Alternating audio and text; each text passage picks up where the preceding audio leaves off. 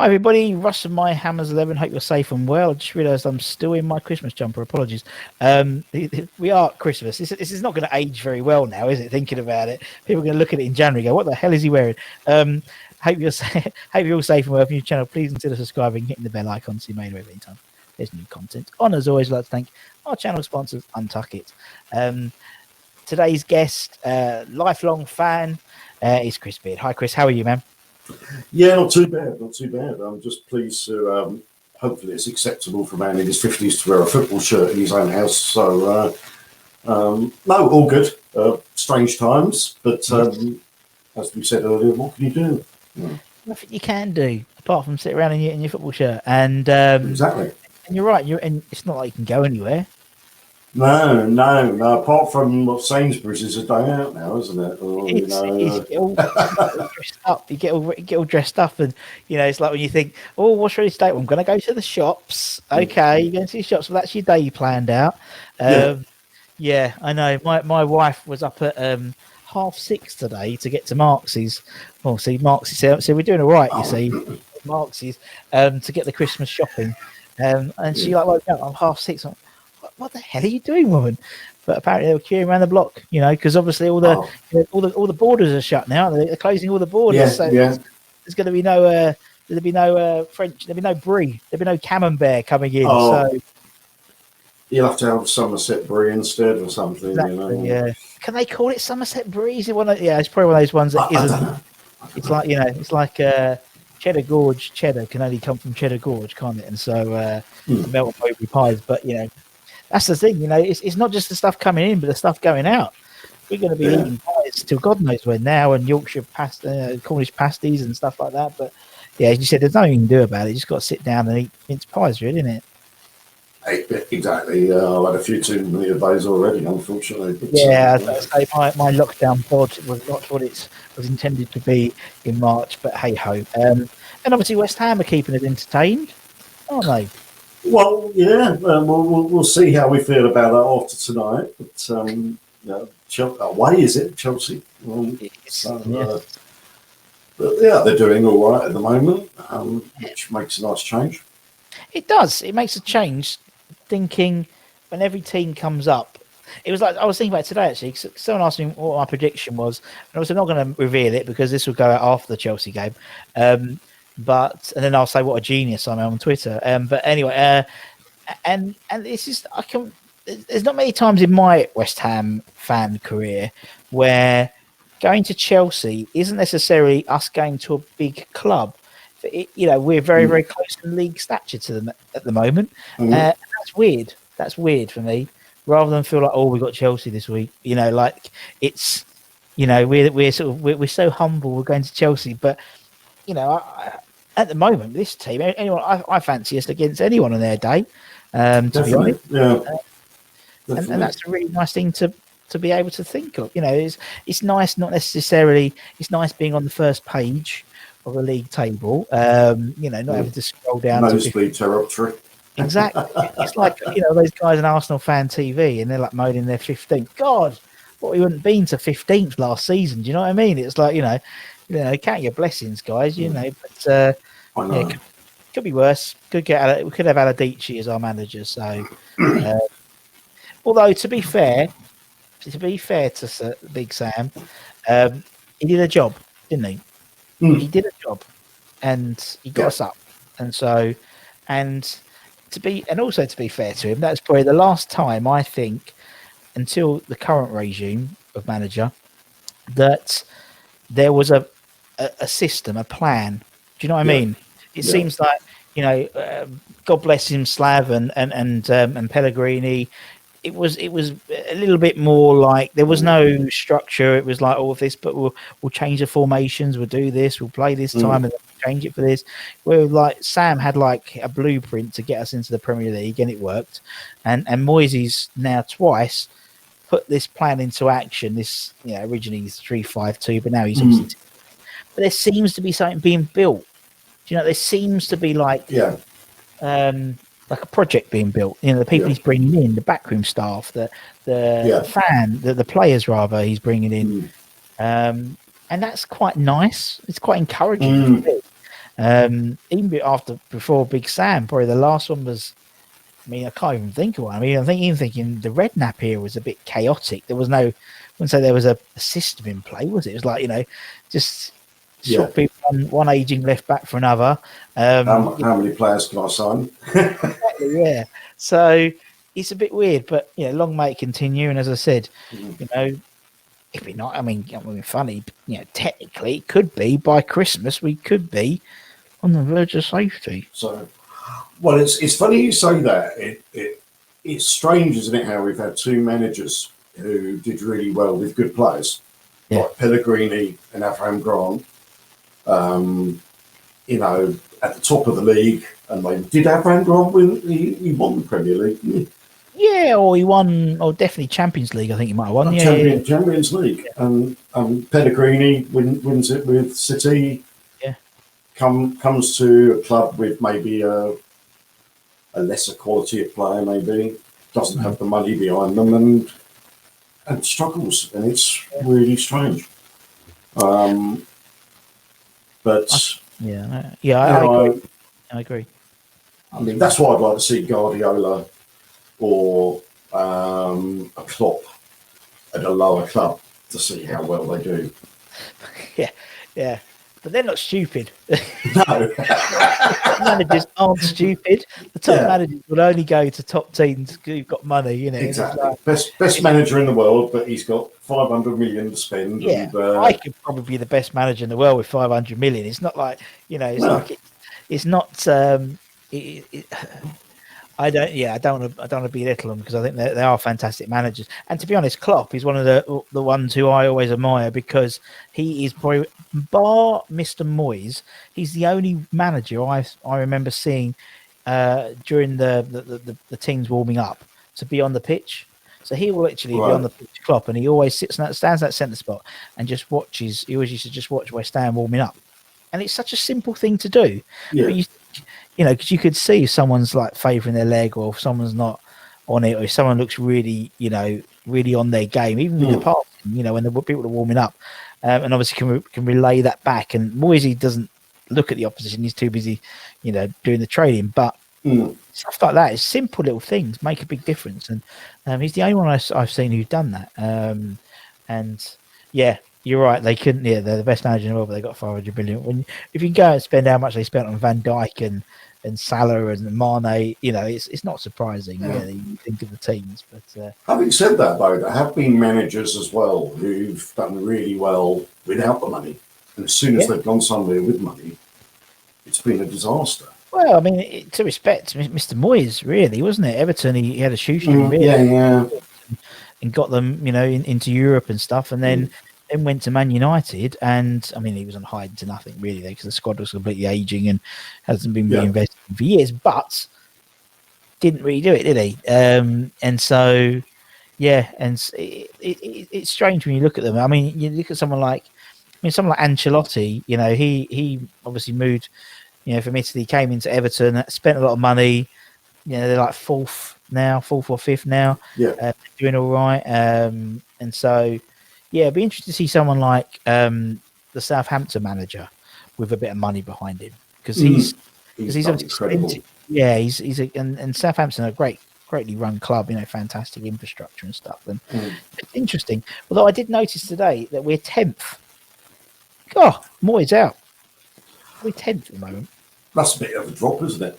That Southampton guy, I've got a mate who's a Southampton fan, actually, and I said to him, how has he gone from 9-0 to just straight up? That was the worst they got, and then they just, it's an incredible turnaround. It's crazy, isn't it? It's crazy. In a similar way to, I think, what Moyes is trying to build at West Ham, Southampton have had that infrastructure built in. They've got the analysts, they've got the youth recruitment, they've got a system which is played throughout their sort of club. So if a manager has a poor run and gets sacked, then someone else will slot in to that system. The director of football is set. Very similar to Brentford. Brentford is exactly the same. They have a system in play, and if one manager's out, they put another one in, and there's not like a sort of a shock to the system, a complete step change in how the team's run. But it's I mean, as you said, we're on like 21 points now. You've got to think, what was that, another 19 to go? So 6 games, six games on the draw, 6 wins on the draw. Yeah, but we'll be safe by Christmas. Well, I couldn't believe it actually, because when the fixtures came out, I, like probably a lot of us, was thinking, where is the point coming from there? You know, I honestly thought after 7 games we'd be lucky to have 2 points. Yeah. But I think Moyes has done really well bringing in Nolan and Pierce. So he's got a very British coaching team. Yeah.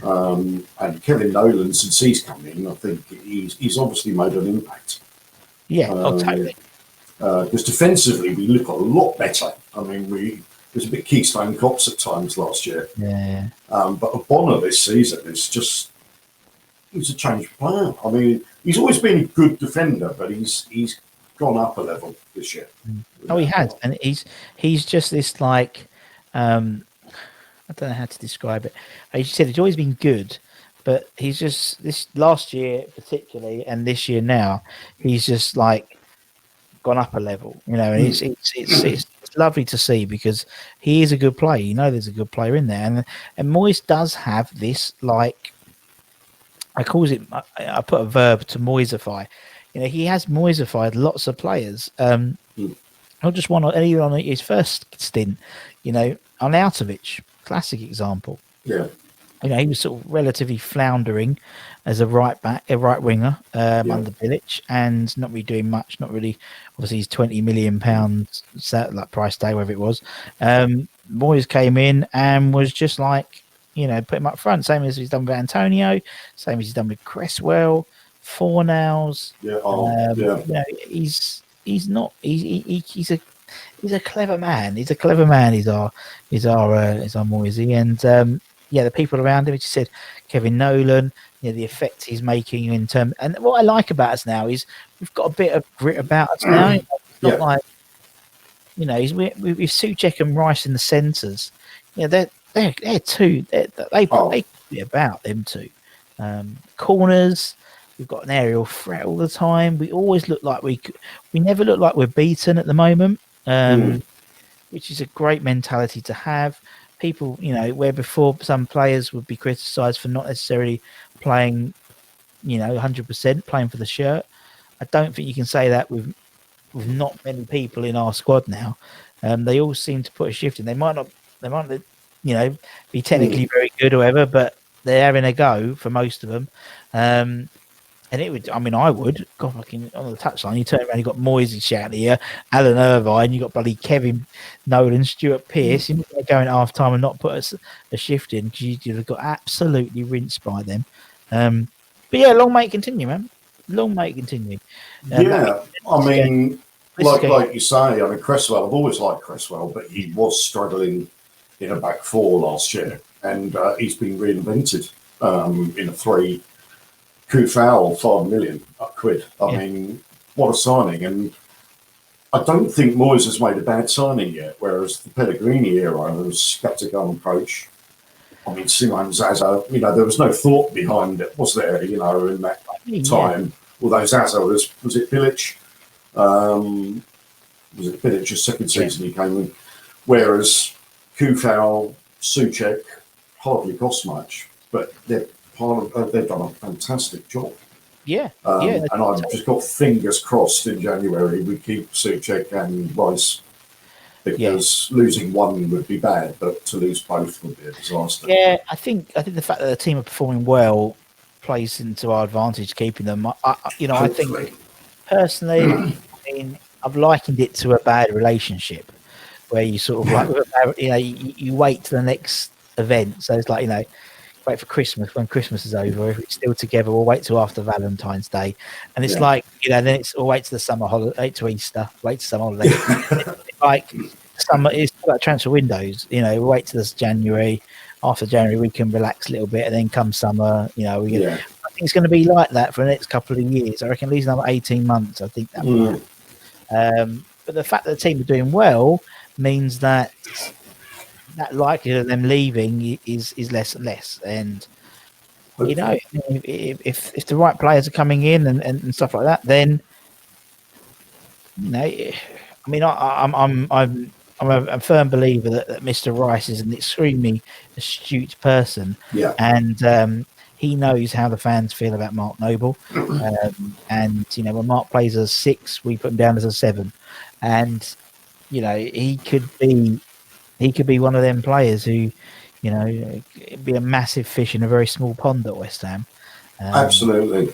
I mean, he's in the England squad, so Yeah, that's a starter. That in the past has been the thing, hasn't it? yeah, He's there. He's a regular starter, so he doesn't need to go elsewhere for England. But it's the trophies thing yeah. that you couldn't blame him. But I do hope he stays for another 2-3 years. You never know. You couldn't blame him. I mean, we were literally, walking him out the door in the summer. It was seen by everyone. It was like, oh yeah, no, Yeah. he's going. Good luck to him, and yeah. But yeah, we'll see. We'll see what happens. But it's exciting, isn't it? I mean, there's always something to talk about with West Ham, and at the moment, Oh yeah. it's relatively stuff, so it's quite good. So, Chris, the first question he says, 16 minutes into chatting, is why are you a West Ham fan? What's your story about being a West Ham fan? Well, it's purely. I mean, I was born in Surrey. Excuse me, and then we moved about a lot as a kid. I lived in seven areas because my late dad worked in London and Norwich, so we moved from the southeast to Norwich, blah blah blah. But Dad was a West Ham fan, and Granddad was a West Ham fan. My mum was a Manchester United fan, but she's got an excuse. She was actually born in Manchester, Sure. so her and her sister used to go on Trafford and watch Georgie Best play. Whereas Dad watched Bobby Moore play. Yeah. So I had a choice. I liked the claret and blue, the stories of Bobby Moore and all that. But then we won the cup in 1975. And so I had to become a glory hunter, didn't I? Because Man United weren't that great then, If I knew then what I knew now, no. It gets boring winning all the time. So it's character building, I think. With being exactly. So plus it was a lot closer. I mean, we were about an hour and a half away from Upton Park, whereas Old Trafford was up north. So I went with Dad, and so it was a family trait really. So yeah, that was it. Just went with my dad. Yeah. Loved the claret and blue, and just grew up with all those great players that we had at the time, and Trevor Brooking, all-time hero. And unlike a favourite film or a favourite record, it never changes. You're stuck with it. Very true. Yeah, that's a really true adage, to be honest. Yeah, unlike your favourite movie or your Christmas movie or at the moment, which can change from year to year. Your favourite player, your favourite team doesn't. And that's a really interesting way of looking at it. Actually, you're totally right. Definitely. I mean, it just never. Throughout all the peaks and troughs, as you well know, I might criticise them and have a bit of a pop on the internet and all this sort of thing, but it's always my team. It's always going to be my team. The first time I went to Upton Park as well, it would never change. No. Never change. I was on my orange box. Used to take an orange box about that big to stand on, because I'm only 5'6" and I was probably only about 3'1" when I was 10. And what used to make me laugh was that when we scored, you'd all pile forward about 10 rows or whatever, and always go back. I'd always end up standing on the orange box again, which is a bit strange. Like return to and of course, the fans would sort of pass you to the front anyway if you were short. But that got a bit embarrassing when I was about 21, and sort of like put me down, but stand at the back now. But yeah, just the players, and but Mum did have a glint in her eye a few years later when United kept winning the league. She would say to me, "Well, you had your choice," but there we go. But that's how it all started, really. There is a photograph of me somewhere in an Arsenal kit with a bit of football under my arm, and I have no idea how that came about. But thankfully, it's long disappeared. I don't know where that came from. That's the thing, as you said, like, you know, once you're in, you're in. You know, I haven't interviewed anyone in these 250 odd interviews where they've gone, yeah, I went to our first game, it was all right. It was all right. Everyone's on, yeah, it's it. First one, I was hooked. From then on, that was it. I was in, and very much that's still the case, isn't it? It seems, and because it is, it's just such like a overload of senses, isn't it? It's the smells, it's the sounds. It's going with your old man. It's the togetherness, and I think that's what people really miss. Not necessarily the football. Totally. Is that togetherness, which obviously people can't do at the moment, which is people try and make do, you know, on or watch alongs or things like that on YouTube and stuff. But it's that that going to the pub. It's that sort of, you know, well, it used to be Upton Park, particularly that crack you'd eat on the way in and all that type of stuff, and all the pie and mash or any of that. And you know, I think that's what people miss. You know, the last 15 or 16 games, it's been in home for, you know, behind closed doors, and yeah, it's a shame. Well, we used to have. I mean, what I really miss actually, his dad died 20 years ago. Sure. But our routine was we'd get a train up from Sussex generally. That took about 45 minutes. And then we'd get on the underground, do 15 stops on the district line, come out at Upton Park station, and we'd always go for fish and chips. Can't remember the name of the chippy now. There were a couple around there, but it was, can't remember the name of the road, and maybe it was the Barking Road. And we'd always have fish and chips there. But we were there about 2.5, 3 hours before the game. So it was always fish and chips. And then we'd walk to the club shop, which in those days, the younger days, it was just a porter cabin. It was, on the forecourt, you know, and they put the logo on for a quid or something. And it was just the same routine with Dad. And when he died, because I didn't have too many mates who were West Ham fans, I then went up on my own. I started to drive, to be honest, rather than the train, but I would always do the same routine. I'd go and have fish and chips before the game, and then go and have a look around the shop. Really buy anything, but have a quick look, you know, and then go and sit and watch the game. And I still did. Chris, I used to do exactly the same thing. My granddad, me and my granddad and my brothers, we used to go to Cans, the old little fish and chip shop on the corner by the by the Billy Bonds and Trevor Brook in Memorial. We used to go there every week when I was older there, and even when I was starting to work there, when my granddad was still alive, we'd do the same thing. And then also when he passed, I would still do that. You know, I'd still get around silly early to get me half pounder and chips. You know, because I'd get there silly o'clock. To get to the ground early anyway, we have to be at the game 4 hours before anyway. So, it's, you just did you have the hot dog on the way home as well? I always used to justify it, you know, fish and chips before the game and then a hot dog afterwards because I was at football, you know.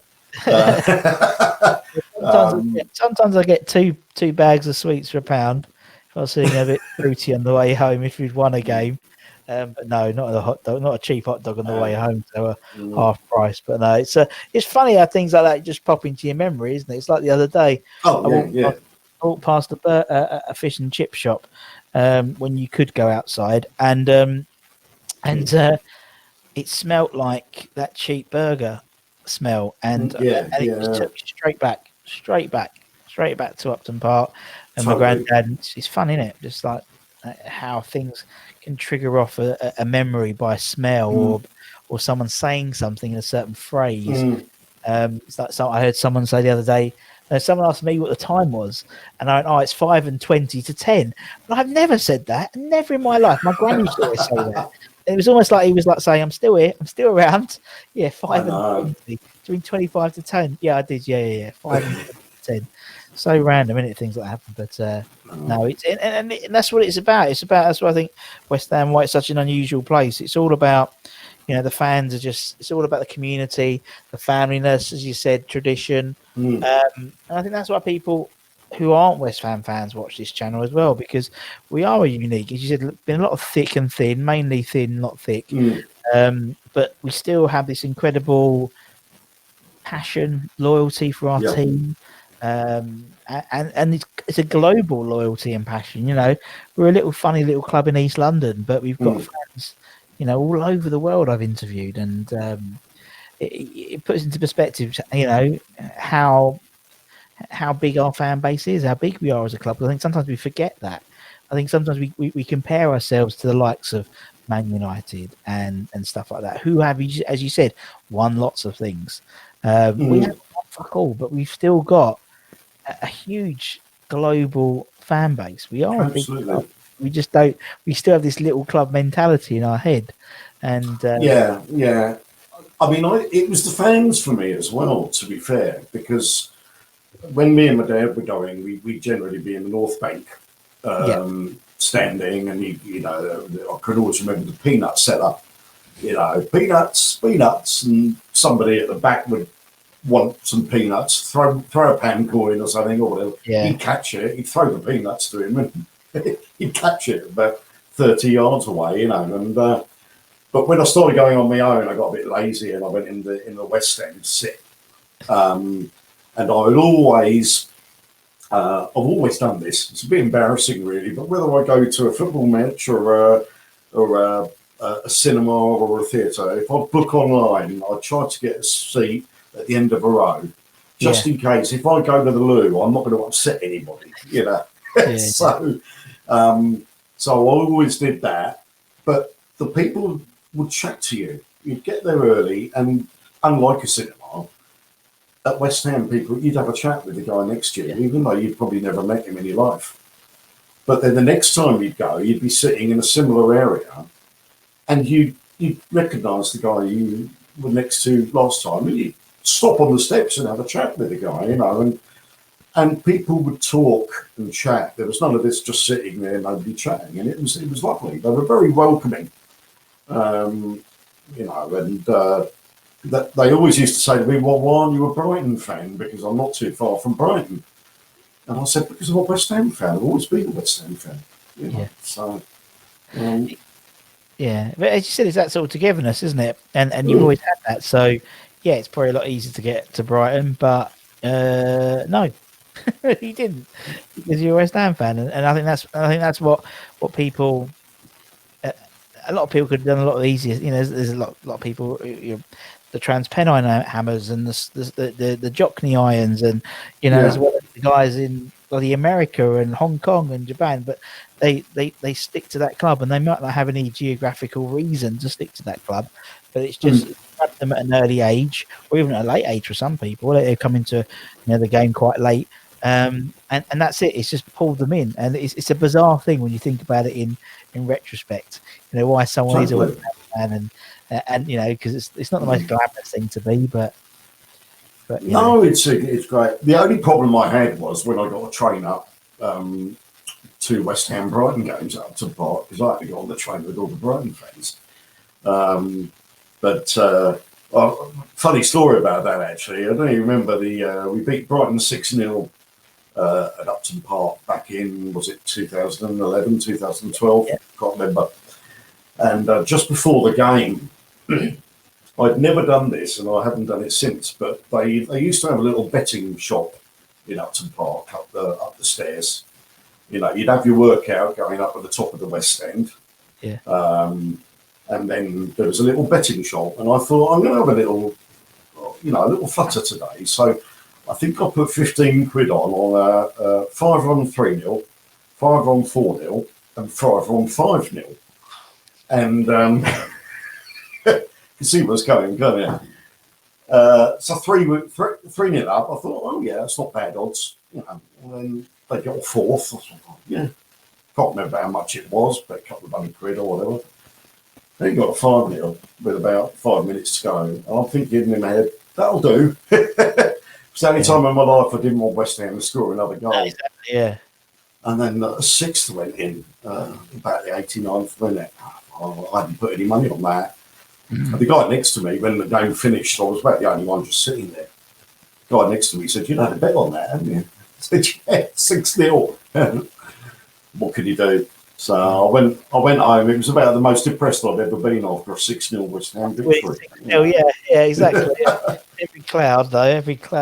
Yeah, exactly. I think that's the last time we beat them. I think quite possibly. Because I went. I'm ashamed to say I've only been to the London Stadium once, and that was, excuse me, a couple of years ago. I got a couple of old school friends who I hadn't seen since I left school, which was back in 1984. And one of the lads lives in Los Angeles, and he said he was coming over for the first time in years, and did I want to catch a game? So 3 of us met up for the first time in 30 years. 2 of us were West Ham fans. The other guy was a Brighton fan, and we went up to the London Stadium and saw the 2-2. I think Arnautovic got 2 that night. Might be wrong, but I've got to be honest. It wasn't a football stadium to me. I know you can have this argument all night, but what's your thoughts on it? Because it just seemed too big. Yeah, I mean, I'm a massive advocate for the stadium. The old girl, bless her, was falling apart. Not just that, but infrastructure wise. I mean, people forget there's that. If that district line's down, then there's that long, horrible walk to Barking to get on the Hammersmith City line, or jump on the bus to get to Stratford. There was obviously it had its charm, but unfortunately, and we spoke about this before about the game moving on, and those old school like traditional stadiums, less and less and less. I mean, look at Brighton. Look at lots of teams. Arsenal moved out of Highbury, and and also I think what's quite interesting. You look at the teams now who are doing it down the bottom. You got your Fulhams and your West Broms and your Burnleys and your Sheffield Uniteds, all got old school stadiums, all got very tight stadiums. Yeah, where it shows the impact of the crowd. But at the moment, we don't need it. We could never do any sense of social distancing at the outside. That's for sure. So you could have 30,000 in there, couldn't you? They could still social distance. Exactly, easily in London Stadium, and unfortunately, it is, and it's not necessarily for the fans who have been there for 50, 60 years. It's going to be for the fans who, my daughter, who's 8, and it's her. She only knows West Ham play at London Stadium. Obviously, I took her to Upton Park before we left to make sure she'd been there. She was only 3; she didn't know what was going on. But it's infrastructure wise, and and that's what people do now. It's not necessarily about and even like look at Wembley. How Wembley's been sort of rebuilt and sort of made more sort of it's indictment in football. It's a move away from the smaller grounds to the bigger multiplex. And I think it's not going to feel like home for a long time. It just won't do, because we were there we're Upton Park for God knows how many years. And so it will take time. When the team are performing well, it's the last thing people will criticise. Yeah, true. To moan about, in my opinion. But I mean, football is about opinion. So some people didn't like Upton. I'm sure when we moved from the Memorial Ground to Upton Park, there were people kicking off. Yeah, I think it's just the seats for me. I mean, I was lucky enough to be at the playoff final in 2012, was it 13? Wembley, it was quite good. But without a doubt, the best stadium I've been to. Again, lucky enough to get tickets to the 2006 FA Cup final. And the Millennium Stadium was a magnificent stadium. Yeah. I mean, it was close, considering it's a big ground, and that's the only problem with the London Stadium. It's just the seats are so far away. If they could drag them in a bit, that would I think they could. I think they're starting to do it. I think obviously there's lots of restrictions, but a week's a long time in football. A few years time, who knows what's going to happen with the London Stadium? I mean, I don't.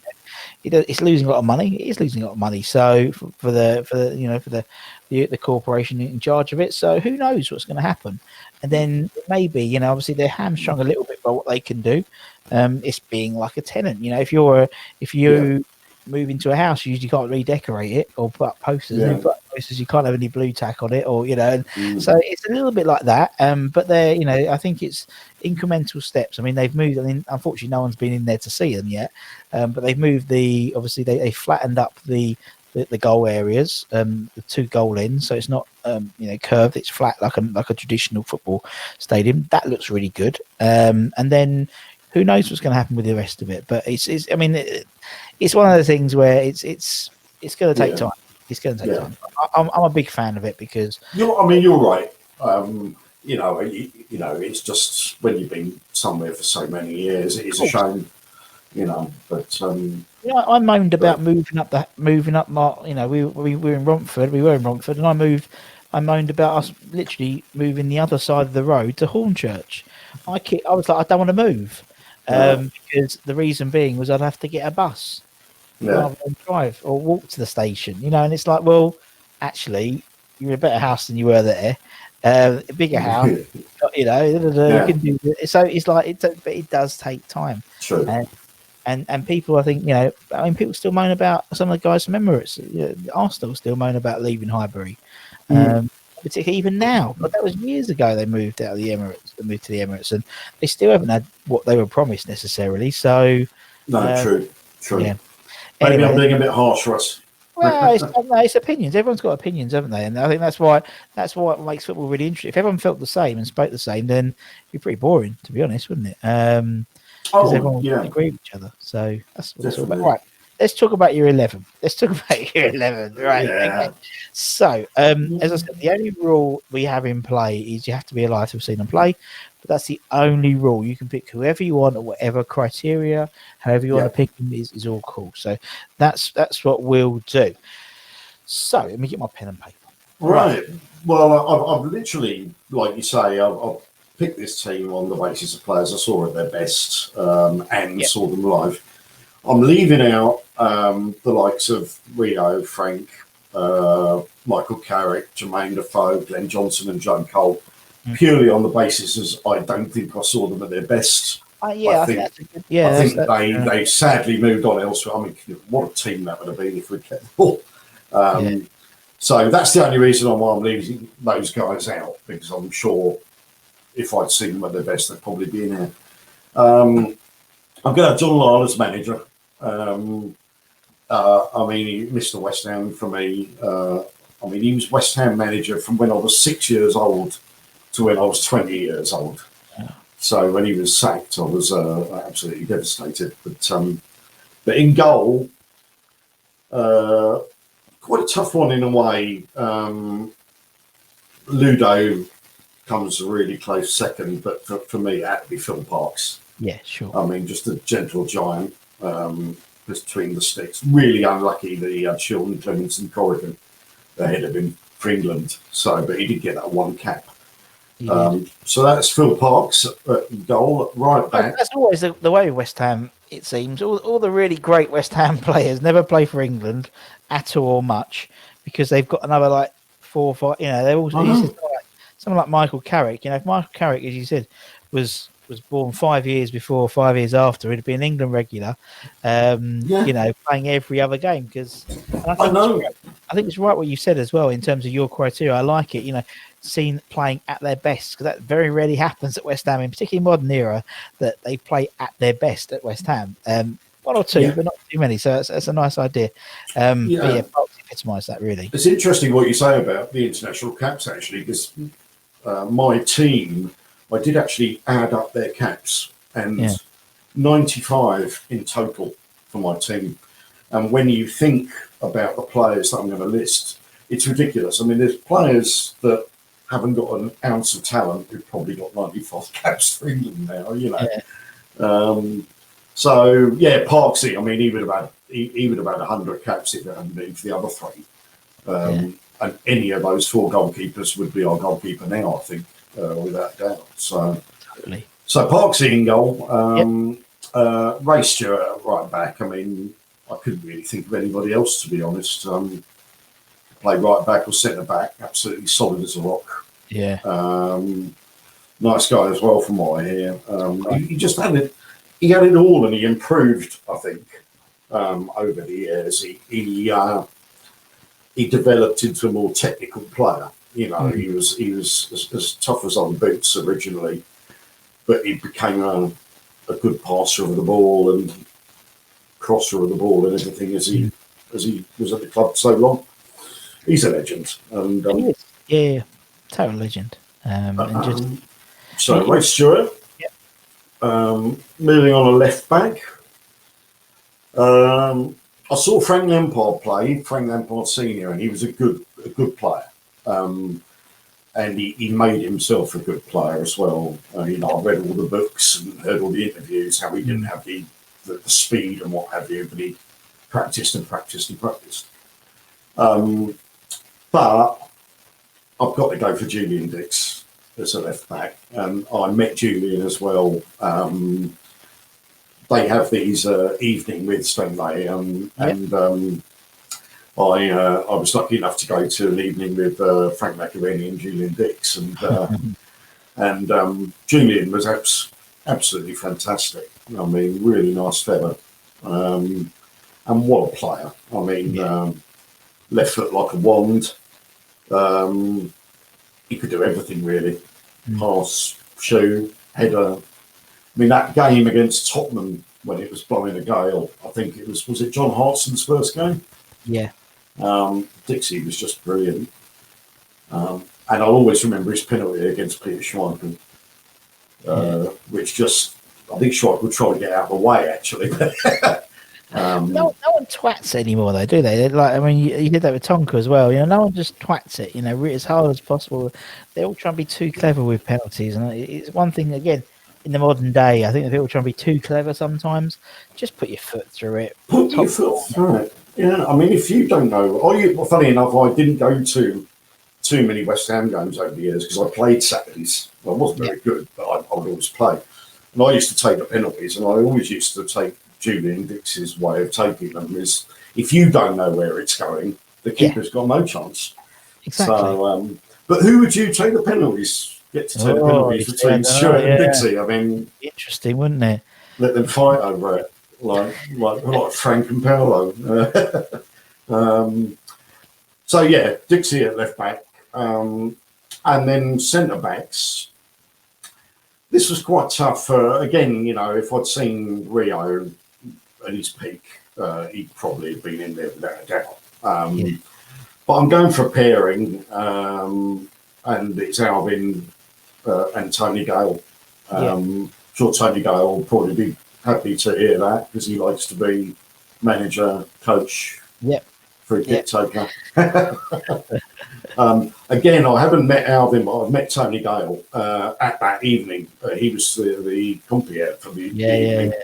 And the other half of the time did like Tony Gale. So just for her, I'm going to put Tony Gale in. But they were both great players. I mean, they were decent on the floor. Still to this day, I cannot understand why Bobby Robson dropped out in the World Cup after the Paraguay game. I mean, they won it 3-0.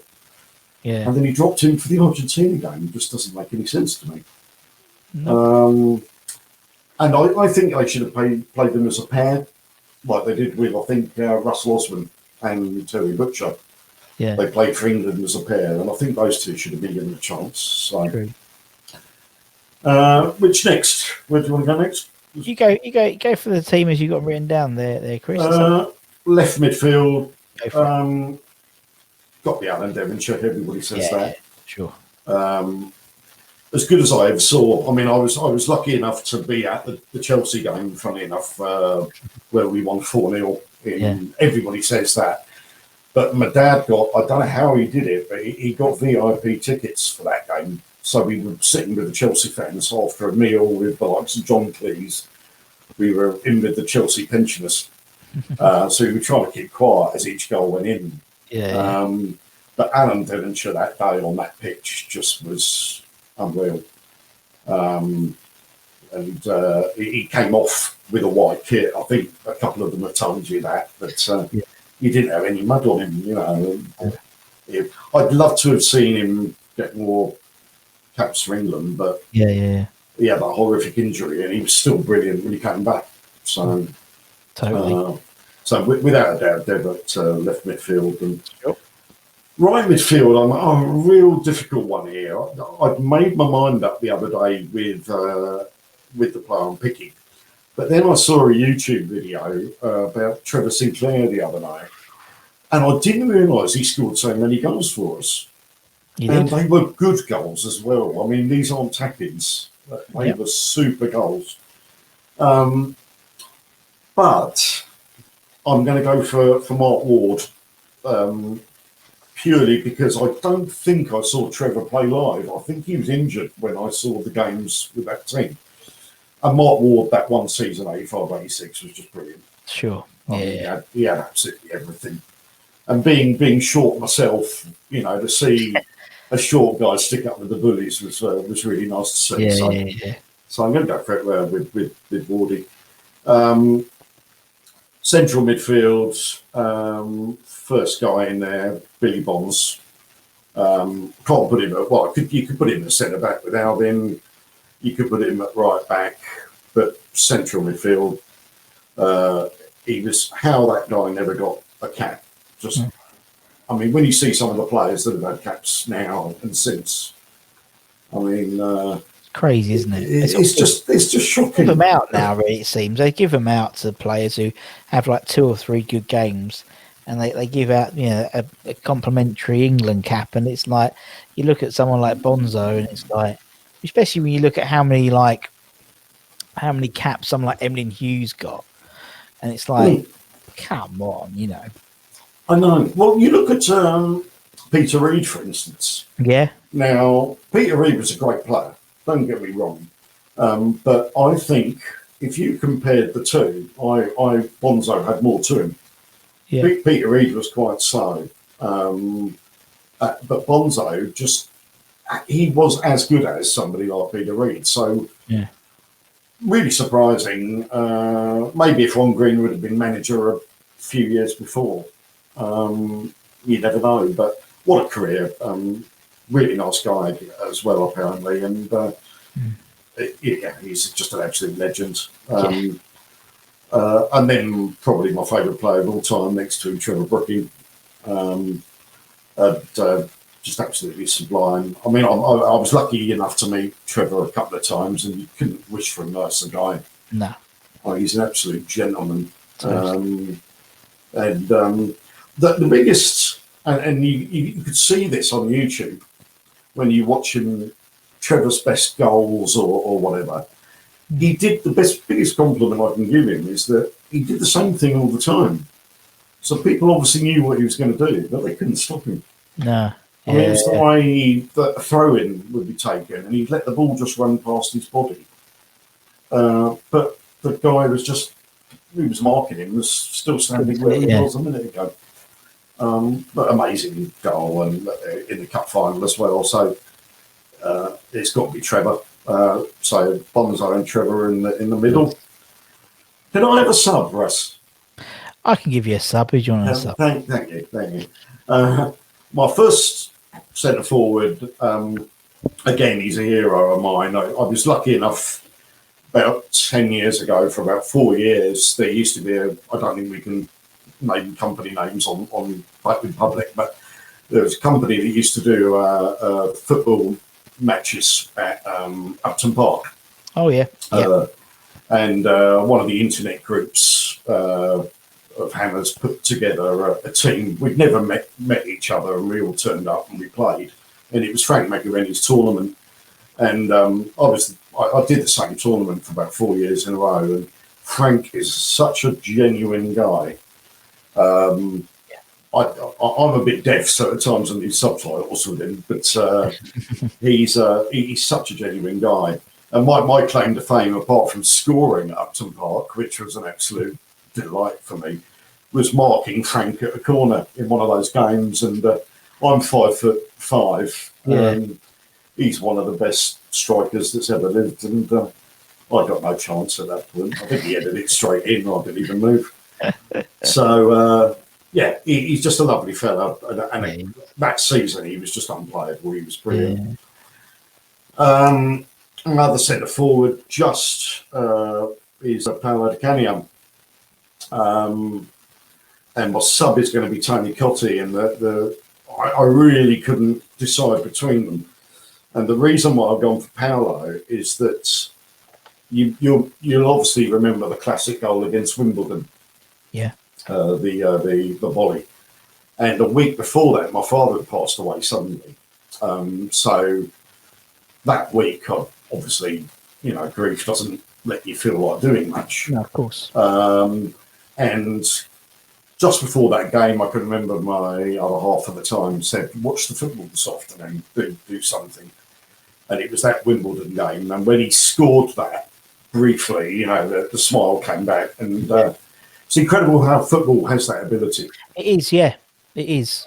To just bring you, just bring a smile to your face. Escapism as well, isn't it? Exactly. And I can remember looking up and thinking, Dad would have liked that. Yeah. I know exactly how you feel. It's just absolute cracking. I mean, what a player. I mean, just a typical West Ham player, wasn't he?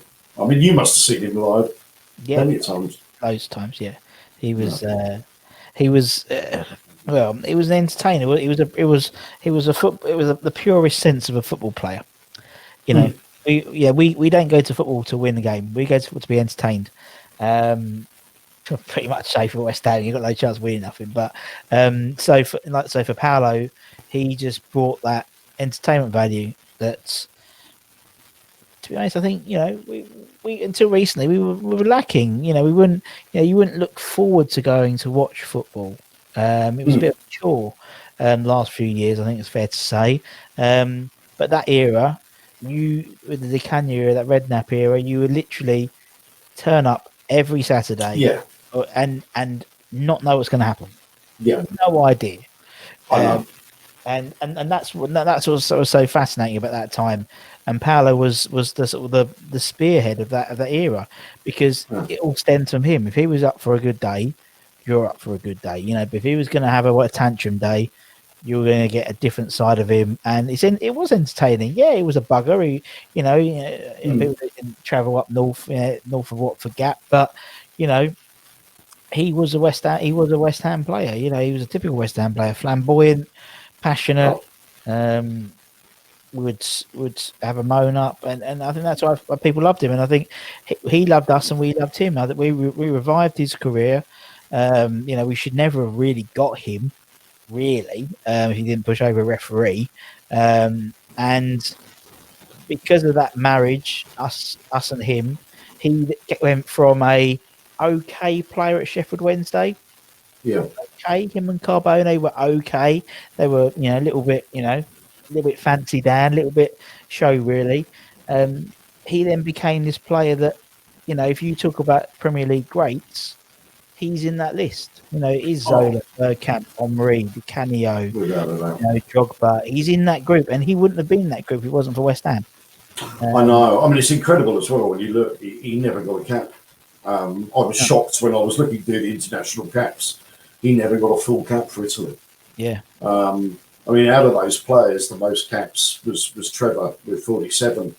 Yeah. But after that, Alvin at 17. I mean, it's ridiculous. Like, Tony Cottee, only 7 caps. I mean, it baffles me. I mean, but Di Canio never to get a cap. I mean, there's some mavericks in there without a doubt. I mean, I've just got to, if you don't mind, I've just got to mention that others.